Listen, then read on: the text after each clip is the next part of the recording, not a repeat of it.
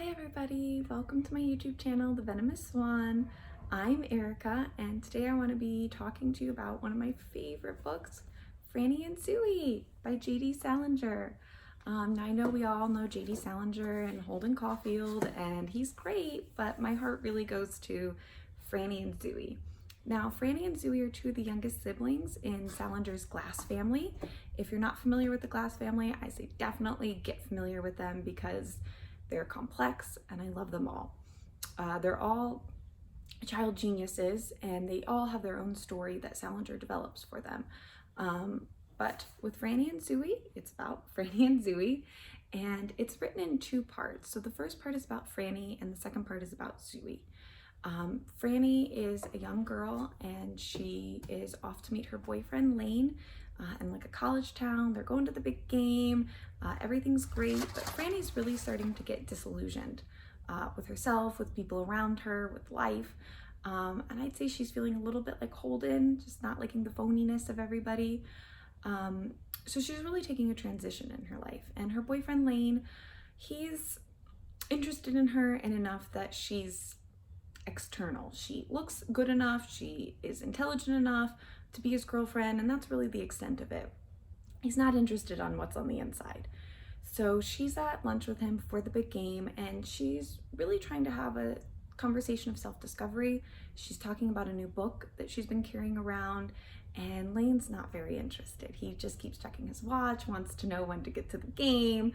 And Franny suddenly becomes very overwhelmed with everything, and she actually passes out. So Lane, who is a prick, actually does help her.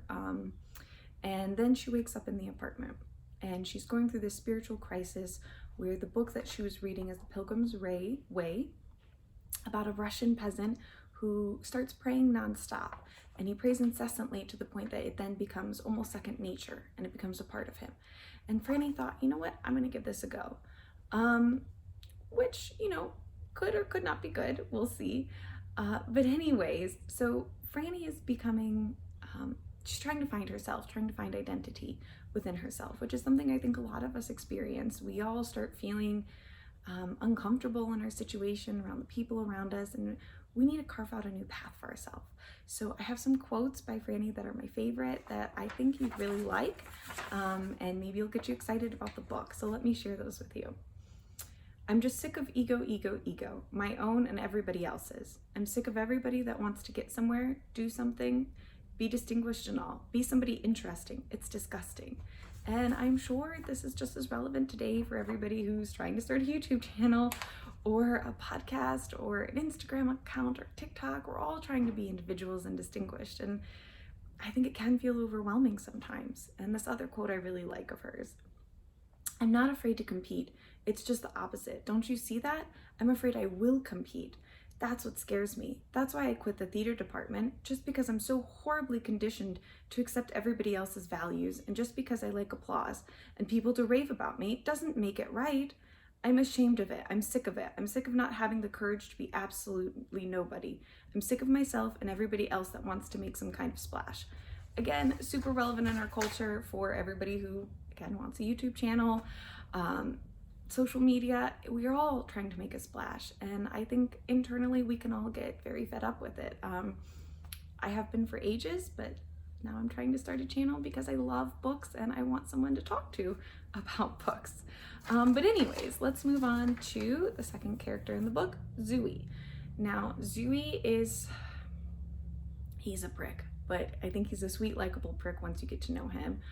It starts out, he's in the bath in the family apartment talking with his mom, the matriarch of the Glass family, and he's reading a letter from one of his older brothers and kind of not really paying attention to the mom, which isn't nice because the mom's really worried about Franny and she's asking him, will you help her? I'm very concerned. She's mumbling to herself on the couch. She's not eating. And Zooey is kind of making jokes about it, and it's not very nice at first. But in the end, Zooey finds the courage or the strength from his brothers, from writings that they had left in the house, and he finds a way to help Franny. And I think Franny kind of knows that Zooey's putting on an act because he's pretending to be one of their older brothers, but it helps both of them in the end. So it really is a lovely book. It can be a slow read if you're a very plot-driven person, but I'd say definitely give it a go, see if you like it, explore something other than Holden, you know, with Salinger. I think you'll really like it. And there's lots of great themes in there. You know, there's spirituality, and I'm not talking about just Christianity. He also talks about Eastern religions as well. You know, identity, something we all struggle with.